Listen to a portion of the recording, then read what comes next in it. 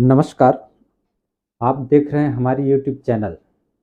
जी गुरुजी। तो आज हम संस्कृत व्याकरण पढ़ेंगे और संस्कृत व्याकरण के अंतर्गत सबसे पहला हम वर्ण परिचय या वर्ण विचार पढ़ेंगे। तो प्रिय विद्यार्थियों, मैं बता देना चाहता हूं कि वर्ण किसे कहते हैं। तो किसी भी भाषा की सबसे छोटी इकाई को वर्ण कहते हैं। जैसे अ, ई, क, ख, यह क्या है? वर्ण है। अब आप सब जानते हैं कि पहले वर्ण आता है, वर्ण से फिर शब्द बनता है, शब्द से वाक्य बनता है।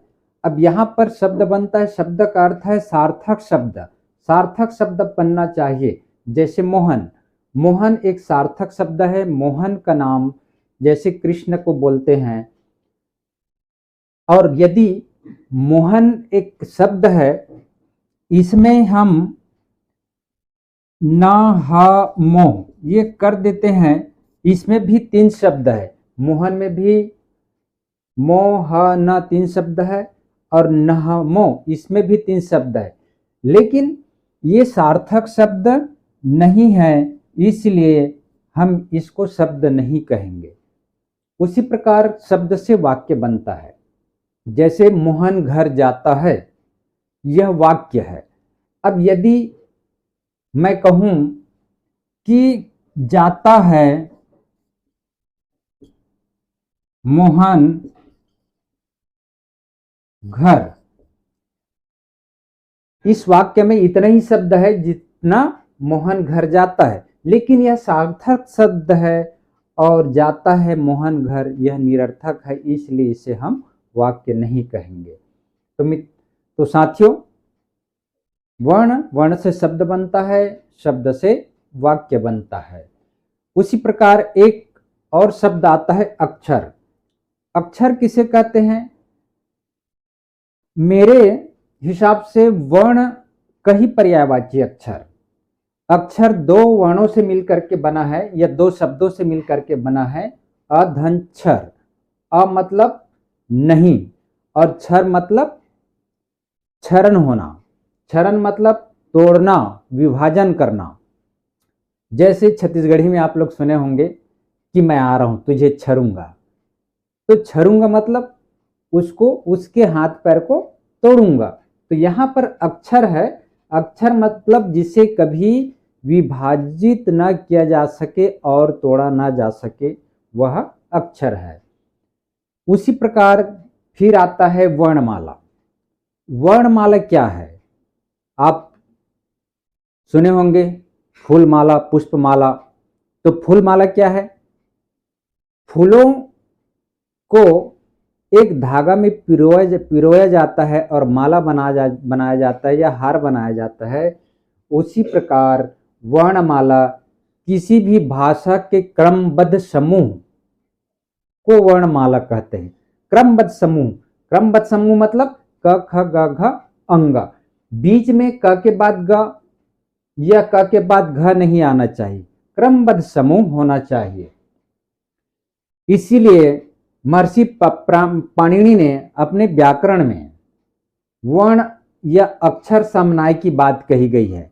अक्षर समन्वय मतलब या वर्ण समन्वय मतलब क्या है कि एक 14 सूत्र हैं, आप लोग जानते होंगे। माहेश्वर सूत्र जिसको कहा जाता है, अयून रिलिक एवं अयौज हेवरट से लेकर के हल तक, ये क्रमबद्ध है, उसी को अक्षर समन्वय कहा गया है। प्रिय विद्यार्थियों, समय ज़्यादा न लगे इसलिए मैं व्हाइट बोर्ड में पहले से लिख देता हूं। तो संस्कृत भाषा में स्वर वर्णों की संख्या है 13, व्यंजन वर्णों की संख्या है 33। अब इसमें स्वर वर्ण 13 मतलब जैसे आ, ई, उ आदि। व्यंजन में क, ख, ग, ये 33 वर्ण। और दो है अयोगवा। अयोगवा का अर्थ क्या होता है? अ धन योग धनवा। अ मतलब बिना, योग मतलब जुड़े, और वाह मतलब प्रवाह होना, प्रवाहित होना।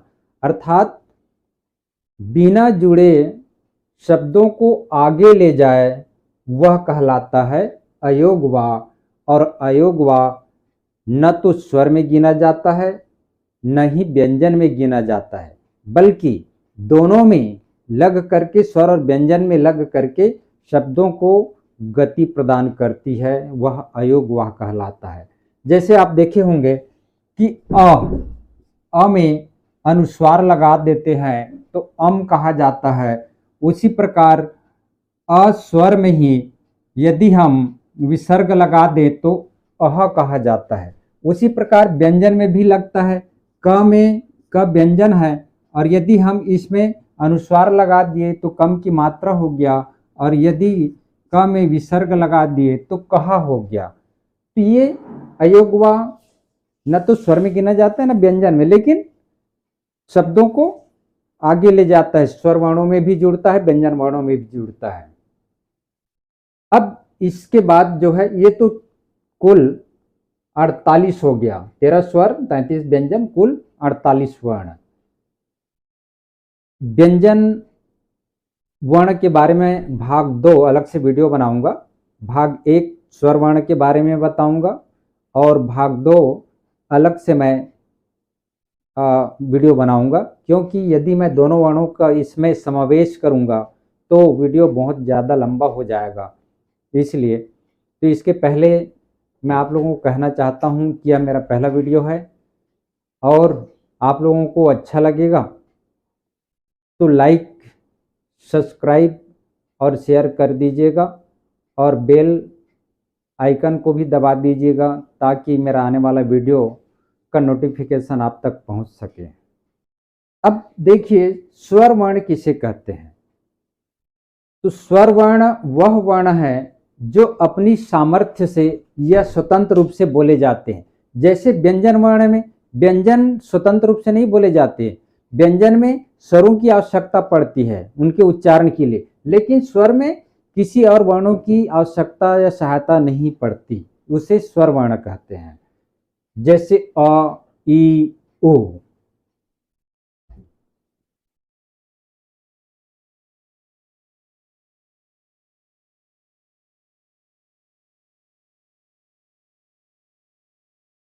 स्वर वर्णों के भेद, स्वर वर्ण के भेद जो है, उच्चारण में लगने वाले समय के आधार पर स्वर वर्ण को, स्वर वर्णों के भेद, स्वर वर्ण के भेद जो है, उच्चारण में लगने वाले समय के आधार पर स्वर वर्ण को 3 भागों में बांटा गया है। पहला है ह्रस्व स्वर या एक मात्रिक स्वर भी कहते हैं। ह्रस्व स्वर या एक मात्रिक स्वर क्यों कहते हैं? क्योंकि इसमें व्याकरणाचार्यों के द्वारा कहा गया है कि जो समय चुटकी बजाने में लगता है उतना ही समय ह्रस्व एक मात्रिक स्वर के उच्चारण में लगता है। जैसे अ, ई, उ, री, री। दूसरा है दीर्घ स्वर। दीर्घ स्वर ह्रस्व स्वर से 2 गुना समय लगता है, इसीलिए द्विमात्रिक कहे हैं। जैसे अ, ई, उ, री। तो इससे अ और आ डबल समय लग रहा है। अब यहां पर आप कहेंगे कि ये ऋषि के री है, री भी है, यहां भी री है, तो दोनों में अंतर है। देखिए, एक यहां पे ऋषि के री ये है और दीर्घ ऋषि के री एक बार ऐसे घूम करके फिर घूमा है, अर्थात ई जैसे हो गया है। अंतर कुछ दिख रहा है? ये ह्रस्व री है और यह दीर्घ री है। उसी प्रकार तीसरा आता है आपका प्लुत। प्लुत को त्रिमात्रिक कहते हैं। त्रिमात्रिक, त्रिमात्रिक स्वर, इसलिए कि इसमें 3 गुना समय ज्यादा लगता है। एक मात्रिक से या ह्रस्व स्वर से 3 गुना समय ज्यादा लगता है, इसलिए त्रिमात्रिक कहते हैं। जैसे ओम, या किसी को बुला रहे हैं अरे इधर आओ।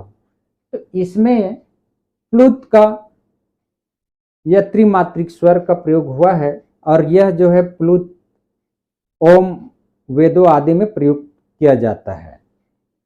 अब इसके बाद आता है संयुक्त स्वर।